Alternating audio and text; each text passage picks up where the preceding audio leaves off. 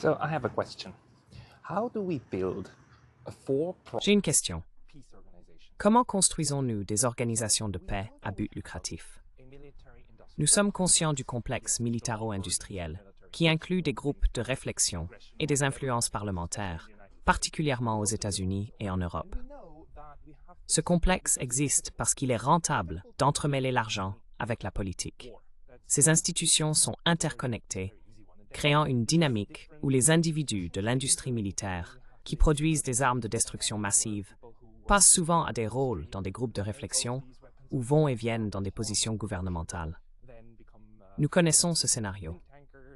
Cependant, pourquoi avons-nous un complexe militaro-industriel qui promeut la guerre, mais manquons-nous d'un complexe industriel de la paix dédié à la création de la paix et de la stabilité? Complex that creates peace, that creates stability. Because, a serious question. Peace is La paix est effectivement rentable. L'histoire de la guerre et de la paix implique des pays et des institutions qui luttent pour le droit de faire des affaires, tandis que d'autres font la guerre. Les périodes de paix sont nettement plus rentables pour de nombreuses personnes que la guerre. La guerre ne profite qu'à un petit groupe, et cela pourrait faire partie de la réponse. En sciences politiques, le concept de problème d'action collective est bien connu. Lorsqu'un petit groupe a beaucoup à gagner ou à perdre par rapport à un groupe plus large ayant moins en jeu, le petit groupe sera déterminé à tout faire pour atteindre ses objectifs politiques et sociaux. in order to get politically and socially its way, right? It's the reason why the Zionists lobby. C'est la raison pour laquelle le lobby sioniste, qui est relativement petit avec seulement quelques personnes s'identifiant comme sionistes, a beaucoup à perdre.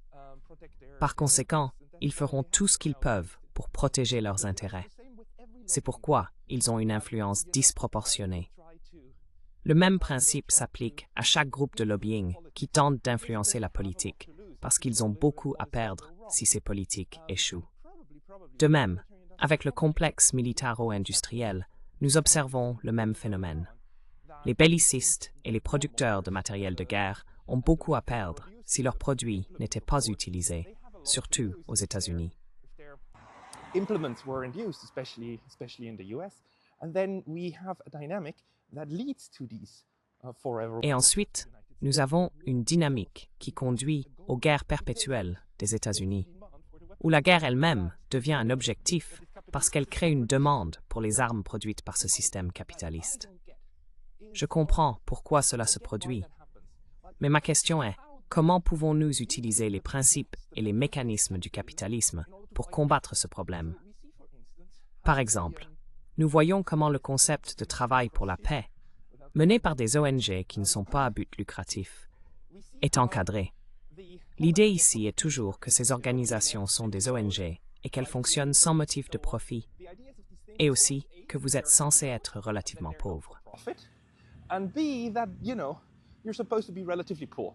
Now this, Mother Teresa, right? Mother Teresa, this perfect angel. Mère Teresa, souvent perçue comme un ange parfait de bonté, était très pauvre et est louée comme l'incarnation d'une bonne chrétienne. Pendant ce temps, si nous ne changeons pas le paradigme selon lequel le travail pour la paix peut être rentable, nous n'atteindrons jamais l'échelle nécessaire pour contrer le complexe militaro-industriel, CMI.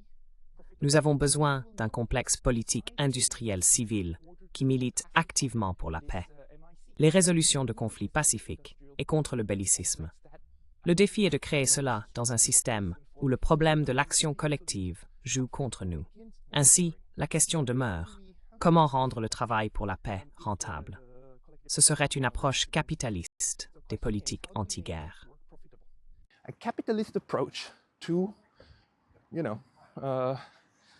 to anti-war policies.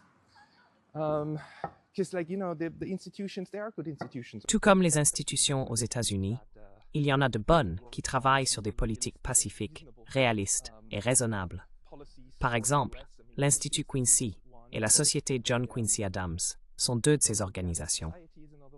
Nous avons également plusieurs ONG, dont Code Pink, qui s'efforcent de faire du bon travail. Cependant, elles sont toutes confrontées au problème du besoin de financement, qui provient généralement de dons. Une fois que vous dépendez des dons, vous devenez dépendant de vos bailleurs de fonds. Si vous faites ou dites quelque chose que le bailleur de fonds désapprouve, il peut couper le financement. Et là, vous êtes en difficulté. Ce problème n'est pas unique aux ONG de la paix.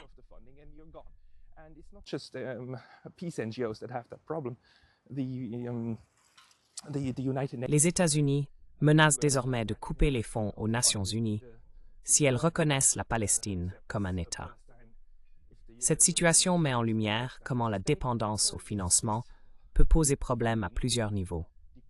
Le capitalisme fonctionne généralement sur le principe selon lequel les producteurs créent des biens que de nombreuses personnes désirent. Par conséquent, ces personnes achètent les biens, faisant des clients eux-mêmes les financeurs des produits qu'ils achètent. Ce modèle réduit la dépendance aux sources de financement externes. Cependant, il est difficile d'appliquer ce modèle à la paix, même si les politiques de paix et antibellicistes sont bénéfiques pour tous. Je ne suis pas sûr de savoir comment les rendre commercialisables.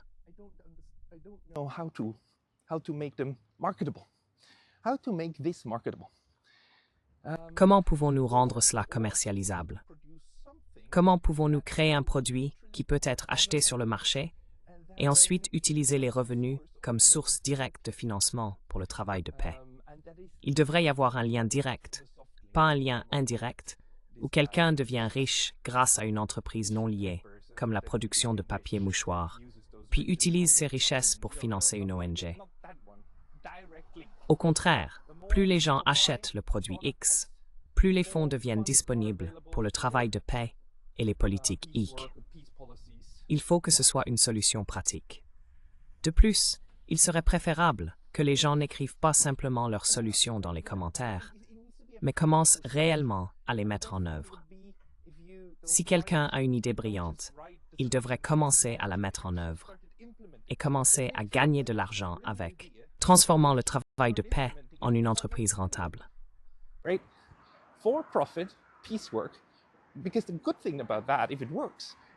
Parce que le bon côté des choses, si cela fonctionne, cela devrait être contagieux, n'est-ce pas? Et ensuite, de plus en plus de personnes devraient vouloir faire de même. Pas nécessairement parce qu'elles désirent la paix, mais parce qu'elles veulent de l'argent. Alors, comment pouvons-nous utiliser la cupidité du système capitaliste pour œuvrer en faveur de politiques pacifistes aux États-Unis, en Europe et dans le monde en général? Si vous avez des idées, veuillez les écrire dans les commentaires. Et si vous avez une idée brillante, créez une entreprise de paix à but lucratif. Nous devons essayer de construire ce complexe industriel civil de la paix. Sinon, nous n'arriverons jamais à prendre de l'élan et à faire en sorte que tous les rouages s'imbriquent pour nous éloigner de cette constante, horrible bellicosité que nous voyons au quotidien. Dites-moi ce que vous en pensez. Merci. Let me know what you think. Thanks.